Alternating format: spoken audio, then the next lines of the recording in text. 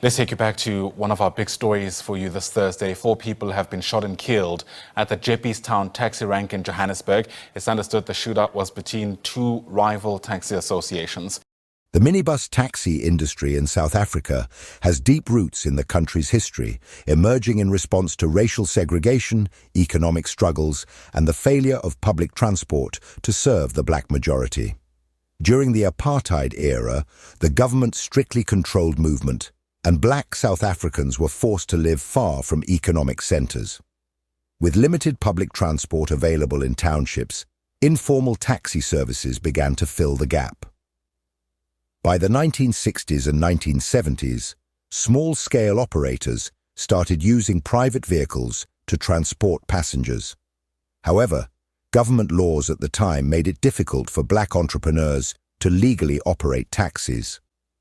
Despite restrictions, demand grew, and illegal taxis, often called pirate taxis, became a common sight. A major turning point came in the 1980s when the apartheid government, under increasing economic and political pressure, decided to deregulate the taxi industry. The introduction of the Transport Deregulation Act of 1988 removed restrictions on taxi permits, allowing operators to enter the market freely. While this created opportunities for black business owners, it also led to a flood of new taxis, fierce competition, and the beginning of violent territorial disputes. Without strong government oversight, informal taxi associations took control of routes and fares. These associations acted as self-regulating bodies, deciding who could operate on which routes. As competition increased, disputes turned deadly, with rival associations using violence to eliminate competition. This marked the birth of the taxi wars, a brutal struggle for dominance over profitable routes. By the late 1980s and early 1990s, taxi associations had become powerful organizations. Instead of resolving disputes legally, many associations resorted to violence, hiring hitmen to eliminate rivals. This period saw a surge in assassinations, shootings, and bombings as groups fought for control. Some of the most notorious conflicts occurred in major cities like Johannesburg, Cape Town, and Durban, where lucrative routes became battlegrounds. The lack of government intervention allowed the violence to escalate. Police forces, often underfunded and overwhelmed, struggled to contain the killings. Some officers were even accused of taking bribes from taxi bosses, further fueling corruption and lawlessness in the industry.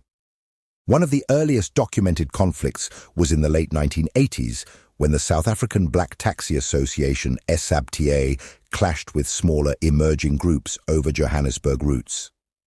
Similar battles erupted in Cape Town and Durban, with drive-by shootings and hijackings becoming common tactics.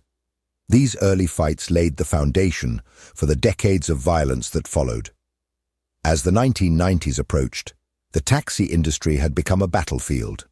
What started as an informal solution to transportation problems had transformed into a multi-billion rand industry controlled by powerful and sometimes deadly taxi organizations. As South Africa transitioned out of apartheid in the early 1990s, the taxi industry became increasingly violent.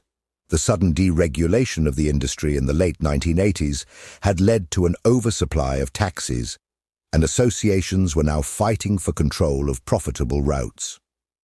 With little government oversight, violence became the primary way to settle disputes. During this period, Johannesburg, Cape Town, and Durban became hotspots for taxi-related killings. Assassinations, drive-by shootings, and attacks on rival operators became common. Commuters often found themselves caught in the crossfire, with buses and taxis ambushed during peak hours. The role of taxi associations and hitmen. Taxi associations functioned as self-governing bodies, controlling everything from membership fees to who could operate on specific routes. As competition intensified, these associations began hiring hitmen, known as izinkabi in Zulu, to eliminate rivals. A single hit could cost anywhere from a few thousand to hundreds of thousands of rands, depending on the target's influence. Some of the most notorious rivalries included the Johannesburg Taxi War. Groups like the Johannesburg Minibus Taxi Association, JMTA, clashed with independent operators over key city routes. The Cape Town taxi feuds, ongoing violence between the Congress of Democratic Taxi Associations, CODETA, and the Cape Amalgamated Taxi Association, CATA, led to hundreds of deaths. Durban's taxi turf battles. Taxi bosses fought for control of routes leading into the city centre, with shootouts occurring in broad daylight. Government attempts to intervene. By the mid-1990s, the post-apartheid government recognized the growing crisis and attempted to introduce regulations. The government established the National Taxi Task Team, NTTT, in 1995 to investigate the industry and propose solutions. However, many taxi associations resisted regulation, fearing government control would limit their profits. Some of the proposed reforms included introducing route permits and licensing requirements, creating a national taxi database to track legal operators, implementing a taxi recapitalization program to phase out unsafe, unlicensed taxis. Despite these efforts, corruption and weak enforcement meant that many of these initiatives failed.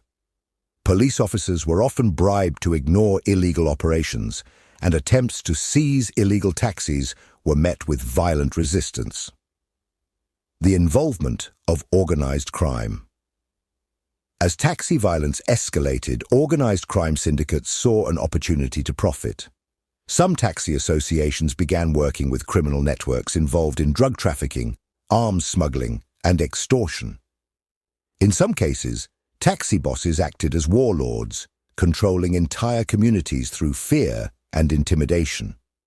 This period also saw an increase in extortion rackets, where taxi operators were forced to pay protection fees to operate on certain routes. Those who refused were either attacked or had their vehicles burned. The massacres that shook the nation. Several high-profile attacks during the 1990s shocked the country, including the St. George's Taxi Rank Massacre, 1998. In Cape Town, gunmen opened fire at a crowded taxi rank, killing multiple people in a suspected retaliation attack. The Germiston Highway Shootout, 1999.